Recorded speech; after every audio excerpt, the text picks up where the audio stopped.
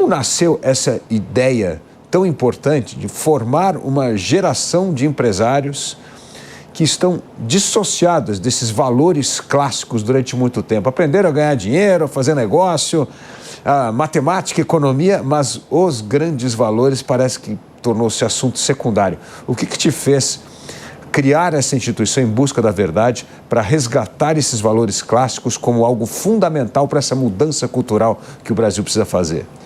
Dávila, começou com a minha própria formação, porque eu nunca tinha tido contato com esses assuntos, com esses livros, com filosofia, com educação clássica. E aí, de 4 anos para cá, eu comecei a descobrir esses livros. Eu comecei a ler Platão, Aristóteles, e para mim o primeiro choque muito grande que eu tive foi com o tamanho da minha ignorância, porque eu estudei no que são considerados ótimos colégios, aqui em São Paulo, fiz intercâmbio, e eu escutei minha vida toda que minha educação tinha sido de excelente qualidade. E aí, quando eu comecei a ler as fontes primárias, ler os livros que literalmente fundaram a nossa civilização, eu falei, caramba, eu fui enganado a minha vida toda. Não é possível que esse é o nível de educação que a gente dá para as pessoas e que os filhos de famílias, né, líderes do Brasil estão tendo esse tipo de educação. Isso é considerada uma educação de altíssimo nível. A gente está muito aquém do que deveria estar.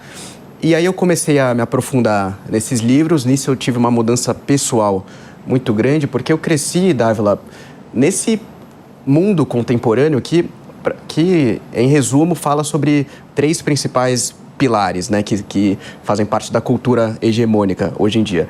É a cultura do relativismo, né, a ideia de que as coisas são relativas, de que a verdade é relativa, de que a verdade muda de acordo com o tempo, com o contexto, com a pessoa. A ideia do materialismo, ou seja, a ideia de que não existe nada imaterial, né? Tudo que existe é matéria, consumo, bens materiais. E a ideia do hedonismo, que é a busca do prazer e conforto.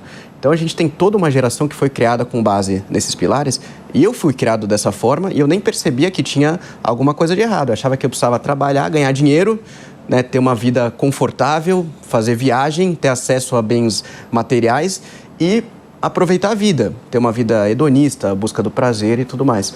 E aí, quando eu comecei a ter contato com esses valores universais, com esses pilares fundacionais da nossa civilização, a minha vida mudou 180 graus. Eu conheci minha esposa, casei, a gente começou a nossa família. Então, eu comecei a ver o impacto que essa formação teve na minha vida e comecei a sentir uma missão de levar isso para outras pessoas. E disso a gente começou a fazer jantares, comecei a fazer jantares na minha casa para falar sobre esses temas, sobre filosofia, sobre história. Começamos com um grupo de 15 amigos, foi crescendo até que a gente montou o Em Busca da Verdade. É como eu falo o tempo todo, nós não somos donos da verdade no Em Busca, mas a gente parte da premissa de que a verdade não é relativa, a verdade é objetiva. Existem verdades universais que são imutáveis, que sempre foram verdadeiras e sempre serão verdadeiras. Por exemplo, 2 mais 2 é igual a 4. Por exemplo, um triângulo sempre terá 3 lados e a soma dos ângulos internos será sempre 180 graus. Essas são verdades universais imutáveis. Por exemplo, é melhor você ser corajoso do que covarde. É melhor você ser forte do que fraco. É melhor você ser bondoso do que maldoso.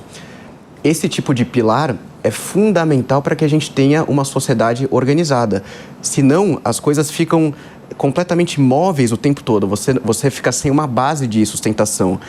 Quando você abandona isso, as coisas vão mudando o tempo todo e é como se a sociedade ficasse à deriva, né? Um pedaço de madeira no meio do mar à deriva, sem rumo, sem saber aonde fincar esses pilares em terra firme. Então, o que a gente está fazendo, né, eu estou otimista porque eu vejo cada vez mais pessoas interessadas por isso, dado o caos da sociedade atual, é justamente resgatar esses pilares para que tenhamos essa fundação da sociedade em solo firme. Aliás, a ausência da discussão desses valores permanentes da filosofia, né, como a gente está falando aqui, Platão, Aristóteles, na verdade causou um vácuo. Nesse vácuo de valores, o que acabou fazendo é inserindo a ideologia, o dogmatismo e coisas que passam como verdade e não tem nada de verdade. Aliás, é uma coisa que empobrece as pessoas, porque as pessoas passam a perder o senso do pensamento crítico, né? Uma das coisas mais importantes na vida é o tempo inteiro você ter o pensamento crítico. E a base filosófica é algo tão importante. Quando é que caiu a ficha para você que esse pensamento crítico é fundamental para começar a fazer o questionamento correto das coisas e, por isso, resgatar parte da essência desses grandes valores que durante tanto tempo balizaram a civilização ocidental e depois se perderam?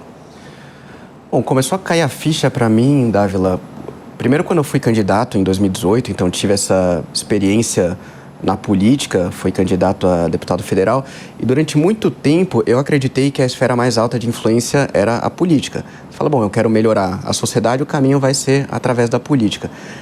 Mas eu fui entendendo com o tempo que não é, que existe algo que está acima da política, que é exatamente o mundo intelectual, é o mundo das ideias, é o mundo da filosofia, porque é esse universo que dita os rumos da política.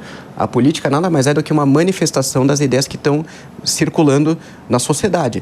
Mas, se a gente não resgatar essas ideias fundamentais, a gente não vai conseguir ter um projeto político bem-sucedido, né? As pessoas que mudaram o curso da história, seja para o bem ou para o mal, elas foram, em primeiro lugar, pensadoras, né? Não foram políticas. A gente pensar um exemplo negativo, Karl Marx.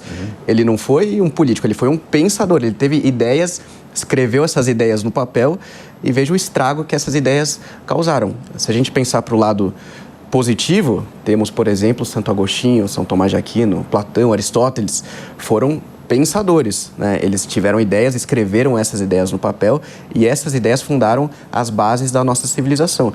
E aí Aristóteles vai começar a educar outra pessoa aos 12 anos de idade, chamado Alexandre, que era filho do rei Filipe II da Macedônia, que vai se tornar Alexandre o Grande.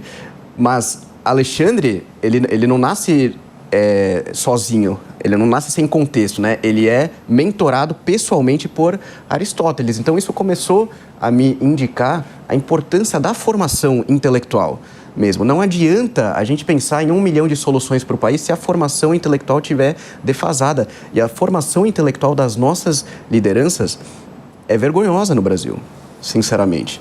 Nós não deveríamos nos contentar com nenhum líder que não é um erudito. Parece uma insanidade falar isso, porque a distância está tão grande onde nós estamos hoje para esse ideal de que os nossos líderes deveriam ser eruditos, mas esse foi o padrão ao longo da história, né? Qualquer pessoa que quisesse liderar qualquer coisa sabia do que estava falando, sabia da história, sabia desses conceitos de filosofia política, só que hoje em dia ninguém mais lê livro, os nossos líderes sequer leem livros. Falar que eles vão ter uma formação dentro desses pilares clássicos, é claro que a gente está muito distante, mas eu acho que a gente não deveria baixar a régua e falar, não, então vamos nos contentar com o que a gente tem. Eu acho que está na nossa mão resgatar isso, nos organizar para começar a elevar o nível da formação das nossas lideranças.